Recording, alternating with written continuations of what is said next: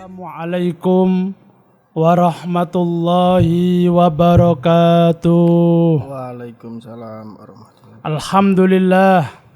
Alhamdulillahi rabbil alamin ilahil ma'bud.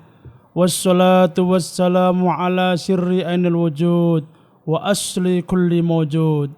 Sayyidina wa habibina wa syafi'ina wa maulana Muhammadinil mahmud wa ala alihi wa sahbi atata kulli syaki wa mas'ud amma ba'du.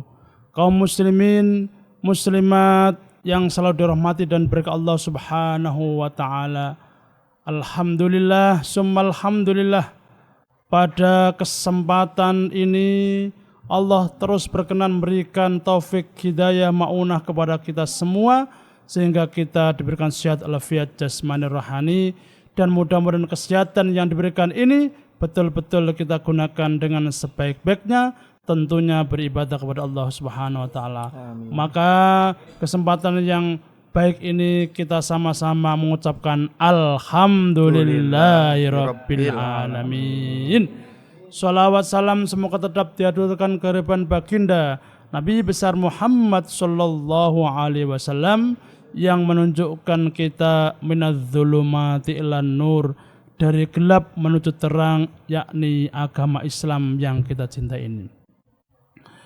Kaum muslimin muslimat rahimakumullah, kita sebenarnya kalau dihitung-hitung amalan kita, ya, amalan baik kita sama buruknya ini banyak amalan buruk.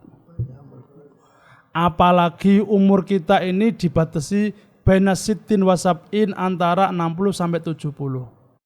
Maka ketika Rasulullah itu dengar kabar dari Allah bahwa umurnya umatnya itu di antara 60 sampai 70, Rasulullah itu protes kepada Allah.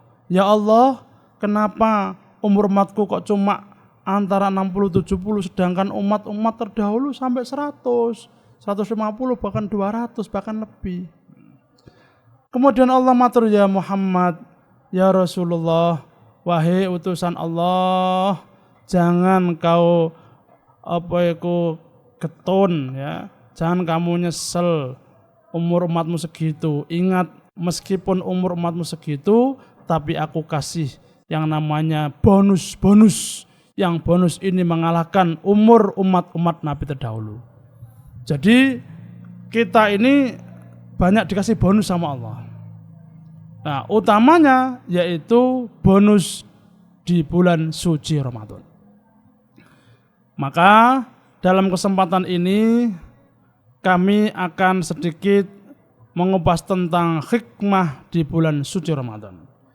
Yang pertama, hikmah itu sendiri adalah artinya anugerah, ya, yang sangat besar yang diberikan oleh Allah kepada umat Nabi Muhammad SAW. Maka di bulan suci Ramadan ini adalah hikmah yang besar, yang diantaranya ada 9 hikmah. Namun kesempatan kali ini saya sampaikan 5 hikmah saja. Yang pertama, di bulan suci Ramadan ini merupakan hikmah besar bagi umat Nabi Muhammad SAW. Mengapa? Karena di bulan suci Ramadan diturunkan kitab suci kita, yaitu kitab suci Al-Qur'an. Yang mana kitab suci itu menjadi pedoman hidup, menjadi pegang hidup manusia. Barang siapa yang hidupnya ini berpegang kitab suci Al-Qur'an, maka akan bahagia dunia dan akhirat. Sebab Rasulullah Muhammad SAW, beliau meninggalkan kita tidak meninggalkan harta benda, namun belum meninggalkan 2, yaitu meninggalkan Al-Quran dan Al-Hadis. Sebagaimana firman Allah yang ada di surat Al-Baqarah ayat 185, Syahrul Ramadan alladzi unzila fil Qur'an hudal linnas wa bayyinatin minal huda wal furqan faman syahida minkum syahra falyasum. Bahwasanya di bulan suci Ramadan itu diturunkan kitab suci kita, yaitu Al-Qur'an. Kemudian hikmah yang kedua bagi kita umat Nabi Muhammad SAW adanya Ramadan, yaitu pintu surga dibuka, pintu neraka ditutup. Nah, dan setan-setan dibelenggu. Kalau Ramadan iku masa aktivis sintan wis entek. Pertanyaannya, lah Ustaz gimana kalau ada orang kok kelakuannya kok ngelebihi setan, berarti ku duduk apa iku setan iblis tapi memang wonge jene wis sifatnya wis koyo setan iblis gitu. Karena apa? Karena sudah ditutup ya. Masa aktivis setan ditutup. Jadi Ramadan itu entek. Nah, nanti setelah hari raya baru apa itu datang lagi, tapi Ramadan ditutup sama Allah. Makanya bulan Ramadan itu pintu neraka ditutup, setan dibelenggu, keburukan dicegah, ditahan sama Allah, yang ada kebaikan, pintu surga dibuka, malaikat-malaikat ya melihat yang namanya umat Muhammad berpuasa dan seterusnya. Maka kata Nabi ya mengatakan idza jaa ramadhanu futihat abwabul jannati wa ghulliqat abwabun nari wa sufidatil syayatin. Ketika datang bulan Ramadan, pintu-pintu surga ditutup, pintu surga dibuka, pintu neraka ditutup dan setan dibelenggu. Itu ya, ini hikmah yang kedua. Hikmah yang ketiga adalah terdapat malam Lailatul Qadar, yaitu malam yang lebih baik daripada 1000 bulan. 1000 bulan itu berapa tahun? 83 lebih 4 bulan. Itu 1000 bulan. Nah ini termasuk yang namanya hadiah besar, bonus besar bagi umat Muhammad mendapatkan Lailatul Qadar. Kalau tahun ini mendapatkan Lailatul Qadar, tahun depan Lailatul Qadar lagi, tahun depan Lailatul Qadar lagi, sampai umurnya sampai 25 tahun dapat Lailatul Qadar sudah berapa? 83 tahun ya, kali 26 tahun berapa gitu. Nah, makanya tadi Allah menyampaikan bahwa memang betul umur umatmu ini antara 60-70, tapi amannya melebihi umat-umat yang terdahulu ya. Dan banyak orang-orang berpendapat, para ulama berpendapat tentang malam Lailatul Qadar. Ada yang berpendapat yaitu mulai 10 akhir yaitu 20 sampai 30. Ada yang berpendapat malam-malam ganjil. Ada yang berpendapat bagi siapa saja yang di bulan suci Ramadan bisa menahan hawa nafsunya sehingga melakukan perbuatan yang baik, maka itu juga mendapatkan Lailatul Qadar. Kemudian hikmah yang selanjutnya ya, yaitu mencapai ketakwaan. Ya. Artinya apa? Kalau orang ini di bulan Ramadan puasa dan beribadah baik, berarti dia sudah mencapai yang namanya tingkatan orang-orang yang takwa, orang-orang yang muttaqin, yang nantinya dia sudah ada tiket surga. Sebagaimana firman Allah, ya ayyuhalladzina amanu kutiba alaikumusyamu kama kutiba alal ladzina min qablikum la'allakum tattaqun. Ternyata Allah ya menguji kesabaran kita di bulan suci Ramadan. Waktunya sarapan pagi biasanya nggak ada sarapan. Orang-orang di sana makan enak, kita nggak makan, kita sabar. Kemudian kita capek ya, kita berhenti sebentar dari kesibukan kita sabar. Ini adalah yang namanya tujuan Allah agar kita menjadi orang yang takwa. Tapi terkadang banyak orang yang nggak mau ya. Nggak mau. Ditanya, kenapa nggak puasa ya? Yang puasa, yang enggak terserah gue lah gitu. Padahal Allah ini memberikan hadiah kepada kita, nggak mau. Loh, jangan kok bilang begini ya.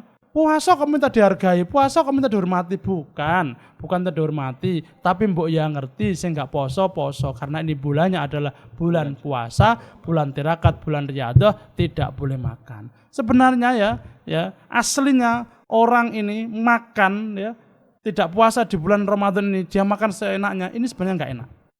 Asli. Kalau memang dia ini makan biasa seperti selain Ramadan, berarti mohon maaf, sudah di dalam hatinya itu sudah dipenuhi dengan yang namanya bukan nur tapi nar, yaitu bala tentarane setan. Sehingga dia nggak melakukan ketakwaan itu biasa.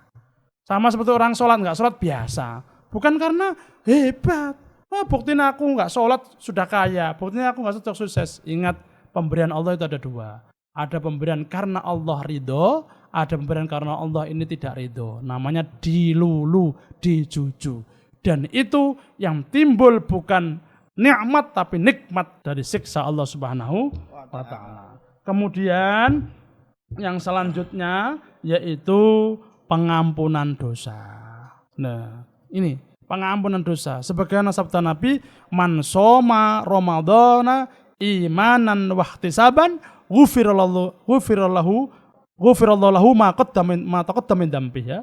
Man shoma Ramadhana imanan wa ihtisaban, ghufirallahu ma taqaddama min dzambihi. Allah, barang siapa yang berpuasa ya, iman dan mencari pahala karena Allah di bulan suci Ramadan, maka Allah akan mengampuni dosa-dosa yang telah lalu. Dosa-dosa yang telah lewat akan diampuni oleh Allah Subhanahu wa taala. Nah, ini berarti apa? Ramadan itu berarti membakar dosa-dosa manusia sehingga Ramadan ini bersih nanti sampai hari raya. Hari raya ini nantinya kita seperti kertas yang putih atau bayi yang baru dilahirkan, sehingga untuk berhati-hati kebersihan itu dijaga dan terus ditingkatkan amal ibadah kita kepada Allah. Kemudian yang terakhir, bahwa kita ini dihadiahi bulan suci Ramadan karena ini memang hadiah besar dari Allah untuk umat Nabi Muhammad sallallahu alaihi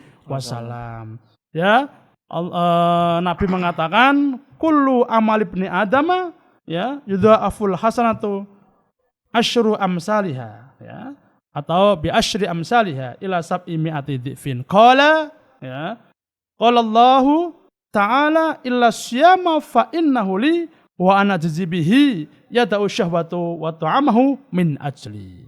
Kemudian Nabi mengatakan pertama, seluruh ya amalan manusia ini akan ditampakkan pahala dan ditekamkan balasannya ya, sampai yang namanya bertikel-tikel sampai berlipat-lipat, kecuali puasa, karena puasa ini adalah khusus untuk Allah dan Allah akan membalas sendiri, sebab yang tahu yang puasa kita sendiri sama Allah. Dia ini puasa karena siapa? Dia ini tidak makan karena siapa? Dia menekan syahwatnya karena siapa? Kalau karena Allah, maka kelak akan menerima pahala yang dijanjikan Allah Subhanahu wa taala. Ini diantara hikmah-hikmah di bulan suci Ramadan. Mudah-mudahan kita bisa yang namanya mengambil hikmah di bulan suci Ramadan ini dengan sebaik-baiknya, sehingga saat ini jika puasanya masih bolong-bolong, nanti tahun depan bisa sempurna, karena kuncinya satu, Allah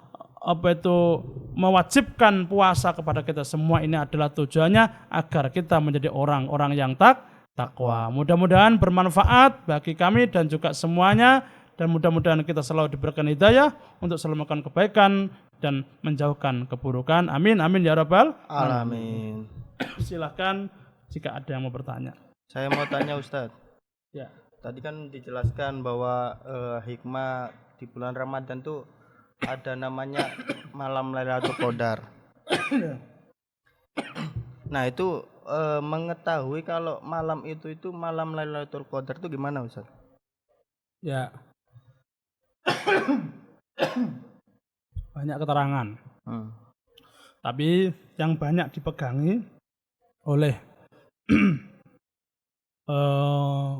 orang Indonesia ini, tanda-tanda di antara malam itu Qadar yaitu mulai paginya ini ya panas tapi terasa seger. Tidak ada suara yang keras, angin sepoi-sepoi dan semuanya itu hening. Itu di antara tanda-tanda Lailatul Qadar. Tapi ini sulit diketahui, apalagi kalau kita ini orang yang noreken, sibuk. Maka tanda-tandanya itu ingat, tanda-tandanya adalah pagi harinya tenang, sunyi, tidak ada suara yang gemuruh, yang menakutkan, dan anginnya sepoi nikmat. Itu tandanya Lailatul Qadar dari keterangan para ulama. Silakan yang mau bertanya lagi. Tanya lagi Ustaz. Tadi kan jelaskan kalau hikmah bulan Ramadan tuh dihapuskan dosa-dosa sebelumnya. Nah, semisal kan katanya dosa yang minuman keras itu kan 40 hari Ustaz. Nah, pas kan di bulan sebelum Ramadan semisal kita minum gitu, terus di bulan Ramadan itu katanya dihapuskan. Nah itu berarti dihapuskan atau gimana? Terus juga apa kita tetap melakukan puasa itu atau gimana tuh? Ya, sabda Nabi, barang siapa yang berpuasa di bulan suci Ramadan, maka dosa yang telah lalu, telah lewat diampuni oleh Allah Subhanahu wa taala. Ya kalau sudah diampuni yang lalu semua diampuni, Mas. Ya, makanya kan ini hadiah terbesar bagi umat Nabi Muhammad. Ya, hadiah terbesar bagi umat Nabi Muhammad bahwa ya orang-orang sudah melakukan kesalahan-kesalahan ini ketika sudah masuk bulan Ramadan semua dihapus. Mata kaum damai dambi itu bukan kok hanya tahun sebelum-sebelumnya, tapi sebelum-sebelumnya semuanya dihapus. Nah, gitu ya, itu harus yakin ya. Karena innallaha ghafurur rahim, harus yakin dan sampean sehingga di bulan puasa ini betul-betul melaksanakan puasa dengan sebaik-baiknya sehingga ya sampean betul-betul bersih di hari raya ini dan nanti ingat jangan diulangi lagi. Gitu. Berarti kalau diulangi lagi berarti kapok Lombok. Nah, dan itu bahaya sebab dikhawatirkan dia akan menganggap bahwa dosa yang saya lakukan ini sudah takdir Allah, ini sudah kehendak Allah. Jangan ya. Bukti seperti itu. Maka jika ada orang berkeyakinan seperti itu, ya, ucapan dan keyakinan itu lebih besar dosanya daripada apa yang telah dilakukan. Caranya bagaimana? Hilangkan semua, yakin akan ampunan Allah Subhanahu wa taala. Begitu. Gitu. Ada pertanyaan? Ya.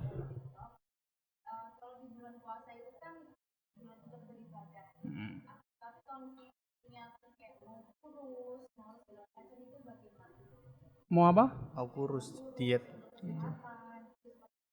Ya. Gimana Ustaz? Ya, terima kasih. Memang secara kesehatan ya, puasa itu adalah biar menyehatkan badan, biar menguatkan badan, biar penyakit-penyakit hilang. Nah, tanpa diniati seperti itu, di antara hikmah puasa juga ada yaitu mensehatkan badan.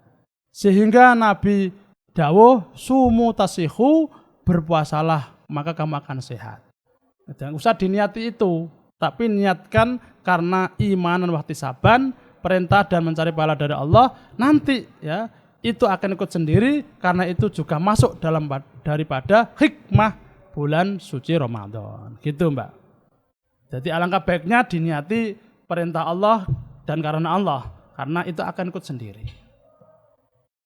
Karena iman, kalau itu ibadah ukhrawi, ibadah akhirat, diniati dunia itu iman. Ya, uang dunia aja diniati akhirat akan mendapatkan akhirat, apalagi dunia kok cuma diniati dunia, apalagi akhirat ya, kok cuma diniati dunia saja, gitu lah. Seperti kita bekerja, kita niatnya karena memberi nafkah makhluknya Allah, yaitu anak istri. Nah, dia dapat duit, dia dapat pahala. Lawang ini puasa kok cuma diniati karena dietnya. Enggak usah diniati ya, sudah pasti karena Nabi mengatakan puasalah kalau kamu kepengen sehat gitu. Ada lagi, Mbak? Ya. Ingat, itu jenenge kalau orang sudah melakukan baik kok kembali ke buruk lagi, jenenge tobat lombok jenenge. Ya namanya tobat lombok. Kan dia sudah berjanji, astagfirullah ya Allah, aku enggak mau melakukan lagi, aku enggak tahu ini dosa, aku minta ampun, aku lakukan lagi. Ingat ya. Ini namanya ciri dari tobat yang enggak diterima ini. Wong sudah tobat kok lakukan lagi. Dan hati-hati, bisa jadi ya, dosa yang kita akan lakukan lebih besar daripada tobat kita. Tobatnya sik gurung diterima, dilakoni maneh. Sik durung diterima, dilakoni maneh. Nah, api ini masih kecil, belum padam, dihidupkan lagi, maka akan besar lagi. Kalau sudah tobat ya sudah, ya. Sudah. Jadi umpamanya kita yang tergoda kembali lagi. Ya Allah, saya bertobat kembali, ya Allah, astagfirullah, kembali lagi. Jangan kok STMJ, ya. Sholat, apa itu namanya tobat maksiat jalan ya. Sholat terus maksiat jalan gitu ya. STMJ sholat terus maksiat jalan, jangan begitu. Atau tobat Lombok nggak boleh, Lombok kan pedes tapi dibalani mana gitu, itu berbahaya. Apalagi dia ngomong begini ya, ngomong begini, apa itu yang saya lakukan ini juga takdirnya Allah. Kenapa enggak? Kamu apa itu menyuruh saya untuk lebih baik? Padahal sudah diketahui lah. Ucapan ini loh Mbak. Ya. Ucapan ini dosanya lebih besar daripada apa yang dia lakukan. Maka jangan pernah kita mengembalikan hal yang buruk kepada Allah, tetapi kepada diri kita sendiri. Ada lagi Tat, ini terakhir Tat. Tadi kan melakukan kebaikan tapi melakukan juga keburukan. Nah ini melakukan kebaikan tapi caranya salah gitu. Kayak contohnya kemarin kan ada berita dari Memo X itu membangunkan sahur tapi pakai sound horeg Tat. Nah itu gimana Tat? Itu kan melakukan kebaikan tapi dengan cara yang bikin orang marah itu. Ya. Jadi kita ini tidak cukup melakukan baik tok, tapi harus benar. Baik juga benar. Jangan hal yang kita lakukan ini bukan memberikan dampak yang baik, tapi dampak yang buruk. Nah, karena apa? Niat baik belum tentu hasilnya baik. Maka ketika melakukan kebaikan, yo baik, yo benar. Nah, seperti contoh tadi, orang ingin melakukan sahur, ya, tapi caranya itu nggak benar, maka itu namanya nggak boleh. Karena tuntutan agama, baik juga benar. Padha karo makanan, enak juga sehat. Begitu. Ini sudah satu rangkai, ini nggak boleh ya. Nggak boleh yang namanya baik tok tapi nggak benar. Oleh karena itu apa yang dilakukan nggak baik. Artinya fitnah, maka harus diberhentikan. Nah, gitu. Wong orang insya Allah kalau sudah waktunya sahur dipanggil bang sahur sudah selesai cukup. Cukup. Malah khawatir manggu anaknya yang sebenarnya harus istirahat, ya. Yang orang yang dia tadi sudah bangun malam mau istirahat, nah begitu. Maka jangan pernah melakukan hal yang baik saja, tapi baik juga benar, benar juga baik, begitu. Ya.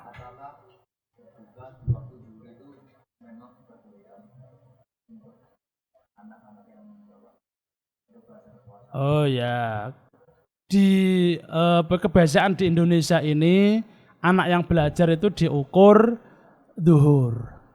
Padahal aslinya puasa itu adalah mulai subuh sampai maghrib. Adapun anak-anak yang belum baligh itu wajib belajar. Belajarnya itu ya tidak dipatok zuhur.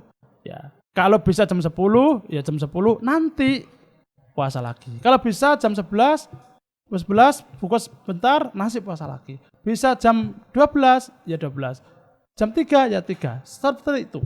Itu namanya tarbiyah pendidikan. Belum dengan puasa. Ya. Tapi syaratnya gitu. Habis nggak kuat terus makan puasa lagi. Besoknya diulang lagi sampai namanya puasa maghrib. Nah, itu kan kebiasaan di Indonesia. Diarani beduk ya, puasa beduk itu latihan Mas. Boleh jam 3 boleh jam 4 boleh. Tapi yang sebenarnya kalau sudah balik akil harus mulai subuh sampai maghrib begitu. Itu memang kebiasaan Indonesia puasa beduk gitu. Itu jam gak boleh poso apa jenenge iku. Yang kecil yang belum balik kenapa kok seperti itu? Biar nanti sudah balik membiasakan. Kalau sampai-sampai sudah wajib, gak ono kan puasa separuh.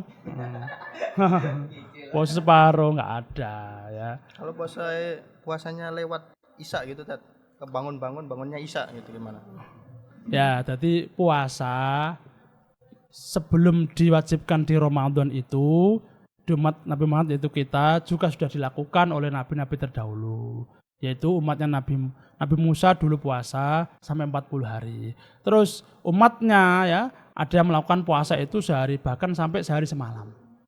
Tapi syariat kita yang dijelaskan Nabi Muhammad yang juga dilakukan Nabi Musa 40 hari itu yaitu maghrib selesai. Gitu. Beda lagi kalau daerah kutub ya, daerah yang itu katanya 3 jam tok sang puasa itu ya sudah maklum ya, sudah maklum. Kalau kita tetap patokannya itu syariatnya itu mulai subuh sampai terbitnya matahari. Ojo terus mana ya buka, gak boleh sudah. Nggak boleh. Gak boleh.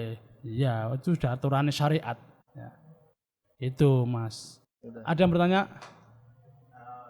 Kalau tidur orang puasa ada pahala sama kerja juga kan. Kalau kerja nggak tidur gimana? Kerja sampai tidur. Apa pahalanya double atau tak boleh pahala sama sekali? Ya, bahwa naumus shaim ibadah wa sumtuhu tasbih wa amalhu ad'afun. Amalu mudha'afun. Tidurnya orang yang berpuasa adalah ibadah, kemudian diamnya adalah tasbih dan amalnya dilipat gandakan. Pertanyaannya, ono wong kerja sambil tidur, ya akhirnya cuma dapat akhirat tok, pahala tok tapi gak oleh duit.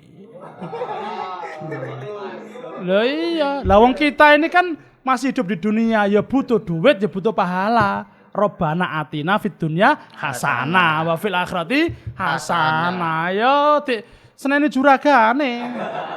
Ya kan? Coba kenapa kamu tidur puasa salah?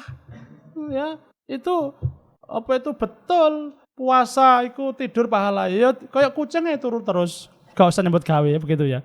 Orang dagang coba tinggal tidur karena yang beli. Nah, sama di kantor tidur ya dimarahi sama majikannya. Loh gitu loh Mas. Ya, saya gak oleh dudu oleh pala tapi oleh pukul sama majikane, oleh juragane gak oleh itu ya.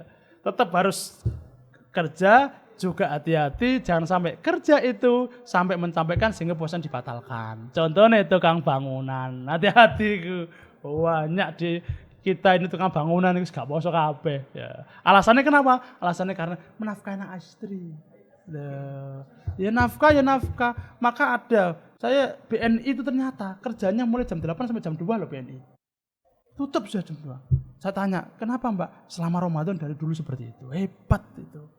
Proses seperti itu hebat. Nah, itu karena hormat puasa enggak bakal rezeki itu akan berkurang. Sudah? Terima kasih. Mudah-mudahan bermanfaat ya. Apabila ada kesalahan dan kekurangan, mohon maaf yang sebesar-besarnya. Ihdinas siratal mustaqim. Walafu minkum. Wassalamualaikum warahmatullahi wabarakatuh. Waalaikumsalam warahmatullahi wabarakatuh.